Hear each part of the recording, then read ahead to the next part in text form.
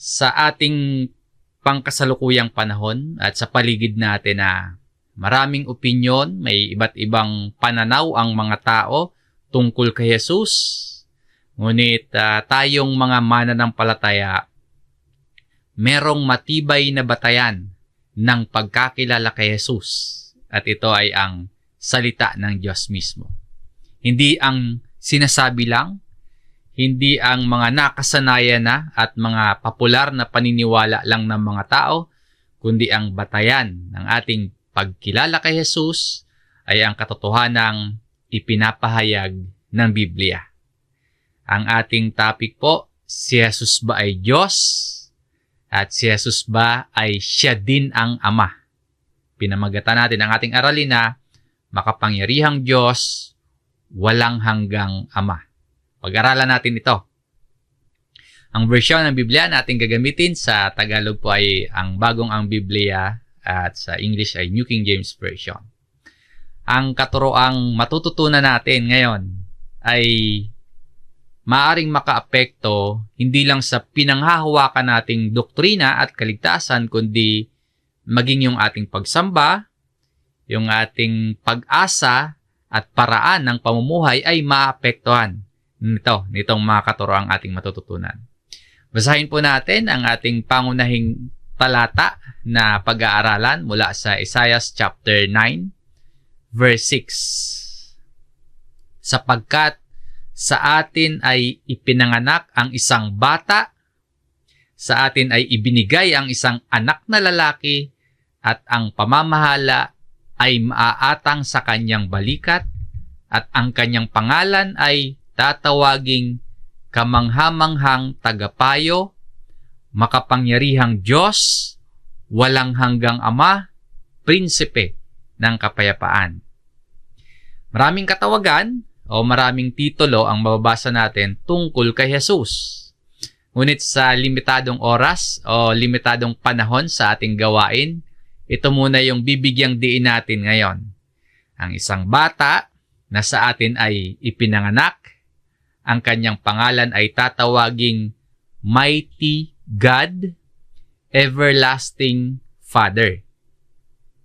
Dahil ang talatang ito ay propesiya tungkol sa ating Panginoong Hesus, sasagutin natin ng malinaw at biblikal ang tanong na ano ang ibig sabihin na si Jesus ay makapangyarihang Diyos at sa paanong paraan siya ay tinawag na walang hanggang Ama nang hindi sinasabing siya rin ang Amang Diyos mismo.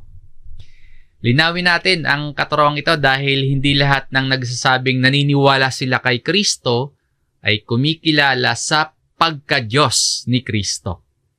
May mga tao na ang pagkakilala nila kay Jesus ay isang mahusay na guro lang o kaya isang propeta lamang, at ang iba pa nga ay naniniwala silang isang mabuting tao lang si Jesus, ngunit hindi siya Diyos. Mga kapatid, ang tamang pagkilala kay Kristo isang mahalagang bagay bilang pundasyon ng ating pananampalataya at kaligtasan, sapagkat kung mali po yung ating pagkaunawa at pagkakilala kung sino si Kristo, maapektuhan ito kung paano natin siya susundin at kung paano natin siya ipapangaral sa iba. Sa unang bahagi ng ating pag-aaral, sasagutin natin ang tanong na si Jesus ba ay Diyos ayon sa kasulatan? Si Jesus ba ay Diyos ayon sa Biblia? Tanong ito na marami sa atin ay napakadaling sagutin ito. Kaya lang po, kaya ba nating ipaliwanag ito? O kaya, nauunawaan ba talaga natin kung paano naging Diyos si Kristo ayon sa Biblia? Marami sa atin may alam at naniniwalang si Jesus ay Diyos kasi yun yung naituro sa atin. Pero na-discover ba talaga natin? Natuklasan ba talaga natin mula sa Biblia yung katuroang yun na si Jesus ay Diyos? Tayo ba personally nalaman, naunawaan, nabasa ba natin mula sa Biblia na sinasabing si Jesus ay Diyos? Ang isang layunin po ng ating aralin ay maunawaan talaga natin na si Jesus ay Diyos, hindi dahil sinabi lang sa atin ng iba. Yung bang maunawaan natin na si Jesus ay Diyos dahil hindi lang itinuro sa atin ng iba, na nakasanayan na lang natin. Pero hindi naman natin alam o kaya hindi natin talaga nabasa kung anong mga talata sa Bible ang nagsasabi na si Jesus ay Diyos talaga. Sinasabi nga po sa Isaiah chapter 9 verse 6, yung ating main verse, ipapanganak o isisilang si Jesus at tatawagin siyang makapangyarihang Diyos.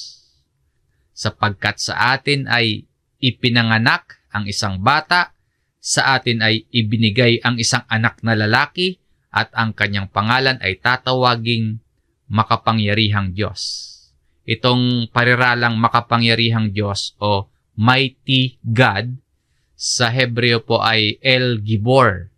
Hindi lang ito basta poetic exaggeration, kundi isa itong malinaw na pagpapahayag tungkol sa pagkakakilanlan ng Mesaya o Kristo. Ngayon, makikita ba natin dito sa verse na ito na si Jesus ay tunay na Diyos? Ang argumento kasi ng iba, si God the Father, yung Almighty God. Yung God the Father, yung Yahweh, yung Jehovah. Si Jesus, Mighty God. Ito nga ang El Gibor na nandito sa talatang ito. Pero makikita natin yung parehong salitang ito, yung El Gibor na tumutukoy hindi lang sa Panginoong Hesus, hindi lang sa Mesaya, kundi maging sa Amang Diyos. Sa kasunod na chapter, sa chapter 10, sa verse 21, ganito ang naisulat sa aklat na ito. Ang isang nalabi ay babalik, ang nalabi ng Jacob sa makapangyarihang Diyos. The remnant will return to the mighty God. So dito sa chapter 10, pinapakita ng Diyos na parurusahan niya yung Israel, parurusahan niya yung Huda dahil sa kanilang kasalanan at pagbaling ng pag-asa sa iba imbis na sa Diyos. Gayunman po, sa kabila ng hatol, ang Diyos po may iiwan siyang nalabi, may iiwanan siyang remnant. Yan ay maaring isang maliit na grupo ng tapat na tunay na may pagsisisi at pagtitiwala sa Diyos.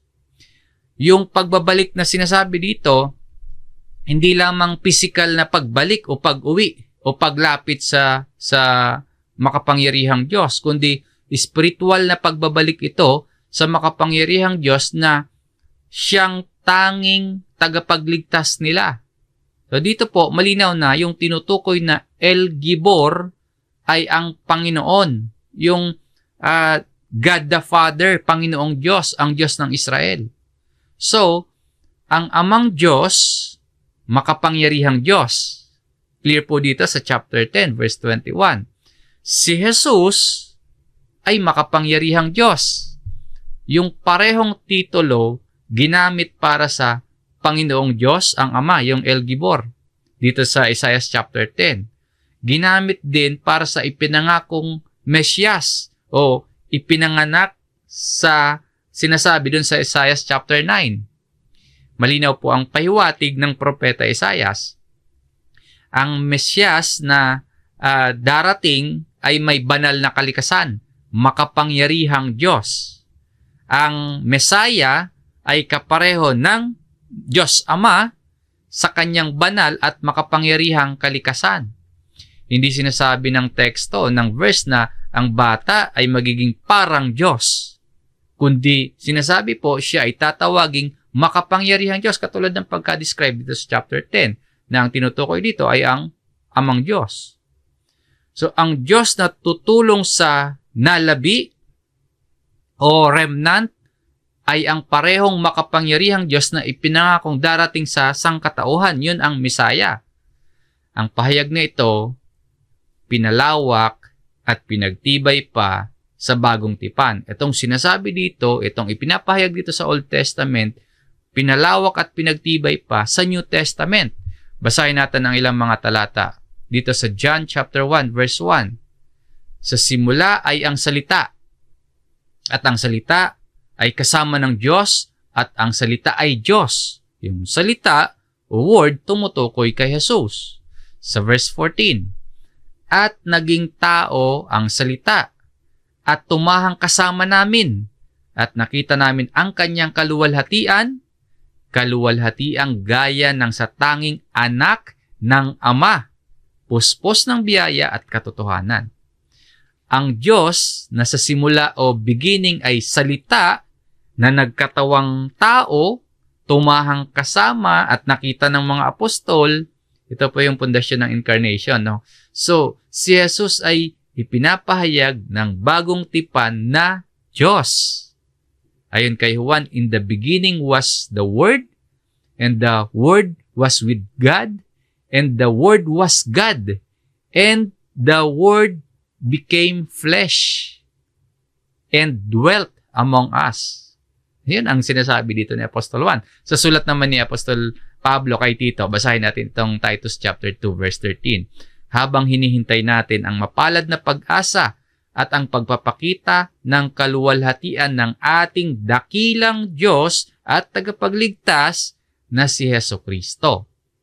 So, hindi hiwalay ang Diyos at tagapagligtas, kundi iisa. At ang tinutukoy nito, si Hesukristo. Ang Panginoong Hesus, hindi lang Diyos, kundi tagapagligtas. Hindi lang din tagapagligtas, kundi Diyos din. Our great God and Savior. Walang iba, kundi si Jesus. Sa pagpapatibay pa ng bagong tipan, sinasabi pa na si Jesus ay may mga katangiang tanging sa Diyos lamang. Ano-ano po yung mga halimbawa ng mga katangian? Una, eternal. Ang Diyos po ay walang hanggan. Mabasa natin sa John chapter 8, dito sa verse 58. Sinabi sa kanila ni Jesus. So si Jesus ang sasalita. Katotohanang sinasabi ko sa inyo, bago pa man si Abraham ay ako nga.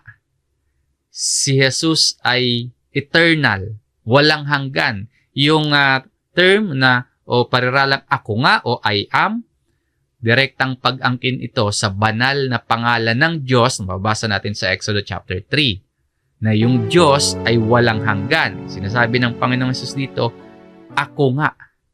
So, ipinapakilala ni Jesus ang kanyang sarili na Diyos na walang hanggan.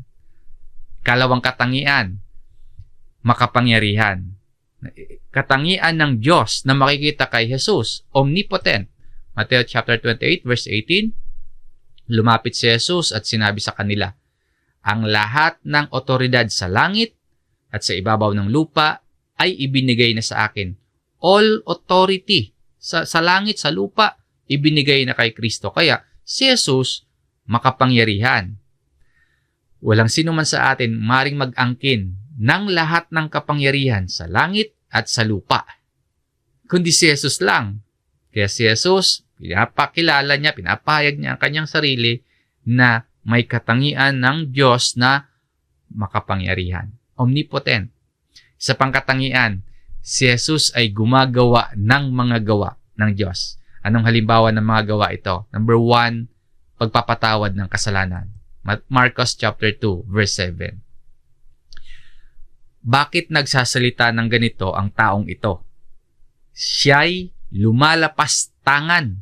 Sino ang makakapagpatawad ng mga kasalanan maliban sa Diyos? Dito po sa chapter na ito, dahil sa pananampalataya, pinagaling ni Jesus ang isang paralitiko. No, isang lumpo, sinabi niya sa lumpo, anak, pinatatawad na ang iyong mga kasalanan. Sa verse 5 yan ng chapter 2 sa Marcos. Nung marinig ito ng mga eskriba, ito yung naging reaksyon ng mga eskriba. Sino ang makapagpapatawad ng mga kasalanan maliban sa Diyos?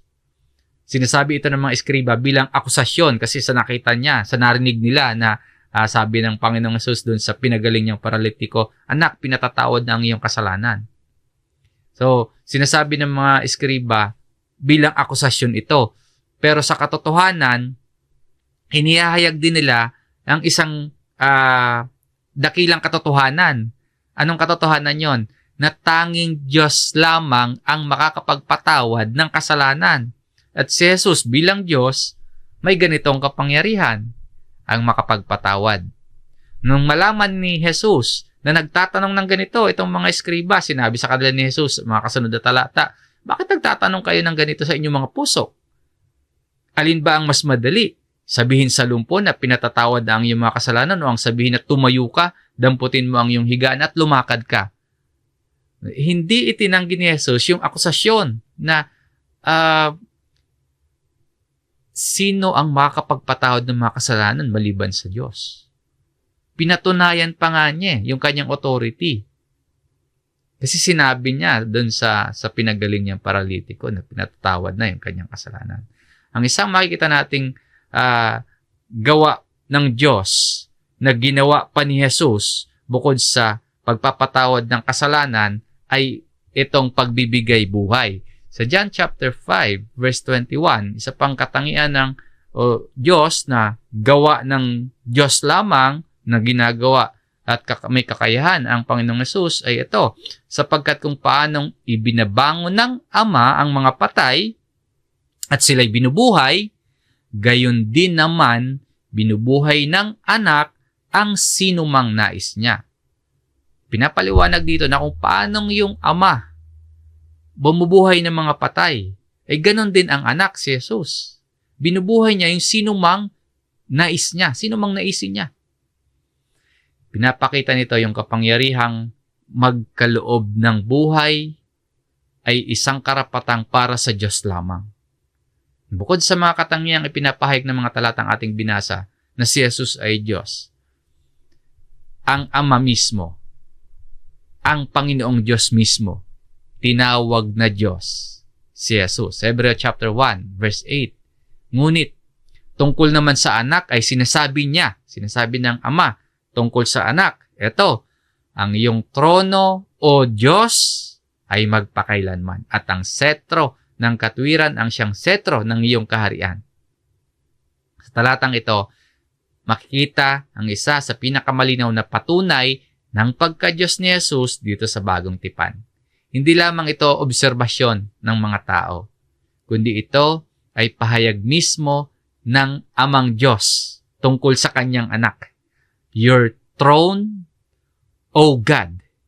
Ayon mismo sa Ama, si Jesus ay Diyos na naghahari magpakailanman. Ang pagtawag ng Ama sa Anak na Diyos dito sa Hebrew chapter 1 verse 8 at yung pagkilala ng Anak sa Ama bilang kanyang Diyos sa John chapter 21 verse 17. Hindi po yan kontradiksyon, kundi ipinapakita na merong magandang relationship, merong magandang ugnayan ang Ama at ang Anak. Mga kapatid, ang tanong na si Jesus ba ay Diyos, hindi usapin ng interpretasyon lamang, kundi ito ay usapin ng tapat na kapahayagan sa buong Biblia. Nabasa natin na tinawag si Jesus na makapangyarihang Diyos sa propesiya ni Isaiah sa Old Testament. Ipinapahayag si Jesus na Diyos sa Bagong Tipan. Yung mga nabasa natin kanina. Taglay ni Jesus ang katangian ng Diyos. Nakakapagpatawad, nagbibigay buhay. Gumagawa si Jesus na magawa ng Diyos. Kaya ang malinaw na pahayag ng Biblia, si Jesus ay higit po sa isang guro, higit pa sa isang propeta. Si Jesus ay Diyos na nagkatawang tao at ang Ama mismo ang nagpapatunay nito. Ang pagka-Diyos ni Jesus, nangangahulugan na yung lahat ng ating pananampalataya at pagsamba at pagtitiwala dapat nakaugat sa ating Panginoong Jesucristo. Kung paanong ipinanganak siya, nagkatawang tao, malinaw ayon sa Biblia na si Jesus ay tunay na Diyos. Ang susunod na tanong, kung si Jesus ay Diyos, nangangahulugan ba na siya rin ang Amang Diyos? Sa ikalawang punto ng ating aralin, si Jesus ba ay siya din ang Ama? Pag-aralan po natin ang relasyon ng Ama at ng Anak at kung paano naiiba ang pagka-Diyos ng Ama sa pagka-Diyos ni Kristo. Kailangan nating maunawaan ito ng may balanse. Kinikilala natin ang pagkakaisa ng kalikasan ng Ama at ng Anak. Malinaw po yun, kinikilala natin. Pareho silang Diyos. Ngunit, ginagalang din natin yung pagkakaiba ng kanilang mga persona. At ito ay ayon sa paghahayag mismo ng Biblia. Matapos tawaging Mighty God si Jesus, ito ang kasunod sa ating main verse, no? Sa Isaiah chapter 9, verse 6. Sapagkat sa atin ay ipinanganak ang isang bata, sa atin ay ibinigay ang isang anak na lalaki, at ang kanyang pangalan ay tatawaging Walang Hanggang Ama. Kung si Jesus ay tinawag na Walang Hanggang Ama, nangangahulugan ba na siya rin mismo ang Amang Diyos? Na hindi po. Ang pagtawag dito kay Jesus na Walang Hanggang Ama, hindi nangangahulugang si Jesus din yung Amang Diyos. Hindi natin dapat paghaluin ang magkaibang kalagayan. Ang Ama at ang anak. Now, may ama talaga, may anak din. Sa Hebrew word, ang titulong Everlasting Father o Walang Hanggang Ama. Yung title na yan ay sa Hebrew ay Abiad. Yung literal na kahulugan, ama na walang hanggan. Pero hindi yan tumutukoy sa posisyon o persona ni Jesus, kundi tumutukoy yan sa kanyang katangian. Tumutukoy din yan sa relasyon natin sa Kanya. Sa Lumang Tipan, yung salitang Ama madalas gamitin bilang titulo ng gawain o kaya titulo ng papel. Hindi palaging tumutukoy yan sa literal na kalagayan at persona ng Amang Diyos. Halimbawa, dito sa Isaiah chapter 22, dito sa verse 21. At aking susuotan siya ng iyong balabal at ibibigkis sa Kanya ang iyong pamigkis at aking ipagkakatiwala ang iyong kapangyaman sa kanyang kamay. At siya'y magiging ama sa mga naninirahan sa Jerusalem at sa sambahayan ni Juda. Ang tinutukoy dito si Eliakim, anak ni Hilkias. Hindi siya naging literal na ama ng buong Jerusalem at sambahayan ni Juda. Hindi literal, kundi siya ay naging ama dahil siya ay tagapangalaga, tagapagtanggol, siya ay pinuno at tagapaglaan. Yun yung katungkulan sa sambahayan ni David. Iniatang sa balikat ni Eliakim. Siya ay magiging ama sa Jerusalem at sambahayan ni Juda. So yung ama po, tagapagtanggol, pinuno, tagapaglaan, na sa kaparehong paraan yung Mesaya o yung batang ipinanganak na tatawaging ama ng walang hanggan ayon sa Isaiah chapter 9 verse 6 dahil siya yung nagbibigay ng buhay na walang hanggan, siya yung pinuno at siya yung tagapangalaga ng kanyang mga tupa. Sa Bagong Tipan, malinaw ang pahayag tungkol kay Jesus. John chapter 10 verse 28. Sila'y binibigyan ko ng buhay na walang hanggan at kailanman hindi sila mapapahamak at hindi sila aagawin ng sinuman sa aking kamay. Ang Panginoong Jesus ang nagsasalita dito. Ang sinasabi ng Panginoon, and I give them eternal life. Kaya po yung titulong walang hanggang ama, hindi nangangahulugang si Jesus ay ang ama, kundi si Jesus ang pinagmumulan, ang katiyakan ng walang hanggang buhay o buhay na walang hanggan. Malinaw po yung pagkakaiba o distinction ng ama at ng anak sa mga talata sa Bible. Ano yung pagkakaiba? Una po, si Jesus nananalangin sa Ama. John chapter 17, verse 1. Isang malinaw na distinction ng Ama at ng anak. Nang masabi na ni Jesus ang mga bagay na ito, tumingala siya sa langit at sinabi, Ama, dumating na ang oras. Luwalhatiin mo ang iyong anak upang luwalhatiin ka ng anak. Dito po, hindi nananalangin si Jesus sa sarili niya, kundi nananalangin si Jesus sa Ama. Meron talagang Amang Diyos at iba din naman yung anak. Ang nakikita natin dito, kinakausap ng anak ang Ama. Hindi kinakausap ng anak yung sarili niya. Merong komunikasyon sa pagitan ng Ama at ng anak. Meron silang relasyon bilang Ama at anak. Yan yung malinaw na distinction. Ikalawa, nababasa nating distinction ng Ama at ng anak ay si Jesus ay sinugo ng Ama. Ito sa John chapter 5 verse 37. Ang Ama na nagsugo sa akin ay siyang nagpapatotoo tungkol sa akin. Kailan may hindi nyo narinig ang kanyang tinig o hindi nyo nakita ang kanyang anyo. Malinaw po, iba ang nagsugo sa isinugo. Iba din yung nagpapatotoo sa pinatototohanan. May ama, yun ang nagsugo. May anak, yun yung isinugo. So, hindi sila isa o iisa. May distinction. Malinaw po yung paghahayag ng Bible sa atin. Ikatlo, na pagkakaiba, si Jesus ay nasa kanan ng Ama. Hebreo chapter 1 verse 3. Siya ang kaningningan ng kaluwalhatian ng Diyos at tunay na larawan ng kanyang likas at kanyang inaalalayan ang lahat ng mga bagay sa pamamagitan ng kapangyarihan ng kanyang salita. Nang magawa na niya ang paglilinis ng mga kasalanan, siya ay umupo sa kanan ng kamahalan sa kaitaasan. So, malinaw po ang pagkakaiba ng Ama at ni Jesus. Si Jesus ang kaningningan ng kaluwalhatian ng Diyos. Nang matapos ni Jesus yung paglilinis ng mga kasalanan, umupo siya sa kanan ng kamahalan sa kaitaasan. So kung si Jesus din yung Ama, hindi pwedeng maupo siya sa kanan ng kanyang sarili. Number 4, na pagkakaiba, si Jesus may Diyos. John chapter 20 verse 17. Sinabi sa kanya ni Jesus, "Huwag mo akong hawakan, sapagkat hindi pa ako nakakaakyat sa Ama.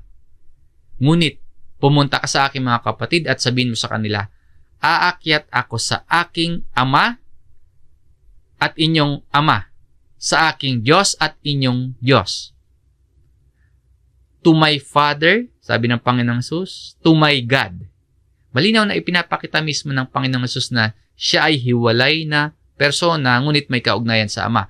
Ama niya, Diyos niya. May kaugnayan. Sa pagkakatawang tao ni Jesus, kinikilala niya at sinasamba niya ang Ama bilang kanyang Diyos. Ito po hindi ito pagtanggi sa pagka-Diyos ni Jesus, kundi pagpapakita ito ulit ng maganda at maayos na relasyon sa pagitan ng Ama at ng Anak. So si Jesus ba ay siya din ang Ama? Base sa mga talata ang ating nabasa. Si Jesus, hindi ang Diyos Ama. Si Jesus ay makapangyarihang Diyos sa kalikasan. Si Jesus ay anak ng Diyos. Hiwalay na kalagayan at hiwalay na persona mula sa Ama. Siya ay walang hanggang Ama sa kanyang gawain. Yan ang Panginoong Jesus. Bilang tagapagbigay ng buhay na walang hanggan, kaya po ang titulong walang hanggang Ama tumutukoy sa gawain at tungkulin ni Jesus. Hindi sa kanyang kalagayan na siya din ang Ama. Meaning po, si Jesus ang Ama ng walang hanggang buhay. Si Jesus tagapaglaan ng kaligtasan, pinuno ng walang hanggang kaharian. Kaya walang hanggang Ama. Makapangyarihang Diyos, walang hanggang Ama. Basahin po muli natin ang ating main verse, Isaiah chapter 9, verse 6. Sapagkat sa atin ay ipinanganak ang isang bata, sa atin ay ibinigay ang isang anak na lalaki, at ang pamamahala ay maaatang sa kanyang balikat, at ang kanyang pangalan ay tatawaging kamangamanghang tagapayo, makapangyarihang Diyos, walang hanggang Ama, prinsipe ng kapayapaan. Bakit napakahalaga ng malinaw at ng tama na pagkaunawa natin sa mga katotohanan ito patungkol sa ating Panginoong Jesucristo? Hindi ito basta usapin lang o kaya basta diskusyon lang, kundi ang tamang pagkakilala kay Kristo ay may direkta pong epekto ito sa ating pananampalataya. Yung tamang pagkakilala kay Kristo may direktang epekto ito sa ating pagsamba, sa ating pag-asa at sa ating pamumuhay araw-araw. Kasi kung si Jesus po, tao lamang, ang kanyang kamatayan magiging isang trahedya ng kasaysayan. Magiging walang saysay ang kanyang kamatayan kung si Jesus ay tao lamang. Hindi isang sapat at ganap na pantubos sa kasalanan ng sanlibutan ang kanyang kamatayan kung ang Panginoong Jesus ay tao lamang. At kung si Jesus ay Diyos lamang at hindi siya tunay na nagkatawang tao, hindi niya lubos na mararanasan yung ating kahinaan, hindi niya lubos na mararanasan yung ating paghihirap, at hindi siya maaaring maging mahabagin at tapat na dakilang saserdote. Yan yung mababasa natin sa Hebreo chapter 2. At kung si Jesus nga po ay tao lang, ngunit hindi Diyos, ang kanyang pangako ng buhay na walang hanggan, walang kapangyarihan. At ang pagsamba sa kanya, magiging maling pagsamba. Kasi ang sinasamba ng tao ay tunay na Diyos. Ngunit salamat po sa ating Diyos. Ang malinaw na patotoo ng Biblia ay ito. Si Jesus ay tunay na Diyos at tunay na tao. Hindi siya ang amang Diyos, ngunit siya ay ganap na kaisa ng Ama sa kalikasan at pagka-Diyos. Si Jesus ang makapangyarihang Diyos na nagkatawang tao at sa kanyang gawain bilang anak, inihayag ni Jesus ang puso ng amang Diyos sa atin. At mula sa dakilang katotohanan ito na si Kristo ay Diyos na nagkatawang tao, tagapagligtas, na isinugo ng Ama, sumisibol po ang malalim, ang praktikal, at makapangyarihang aral para sa ating biblikal na pananampalataya. Para magkaroon tayo ng biblikal na pagsamba at pamumuhay bilang mga Kristiyano. Kung si Jesus ang makapangyarihang Diyos, dapat siya sa ating buong pagsamba. Kung si Jesus ang walang hanggang Ama, maaari po tayong mamuhay ngayon sa katiyakan, sa proteksyon, at sa pag-asa. At sa Kanya lamang natin matatagpuan ang buhay na walang hanggan. Muli po ang pag-aaral natin ng pagkakakilanlan ng ating Panginoong Hesukristo, hindi lamang po ito para sa karagdagang kaalaman natin, kundi para sa mas malalim na pagsamba at pagtitiwala sa Kanya na siya, ang Panginoong Hesus, ang makapangyarihang Diyos at walang hanggang Ama. Hanggang dito po ang ating aralin. Maraming salamat sa inyong pakikinig mga kapatid. Tayo po ay muling manalangin.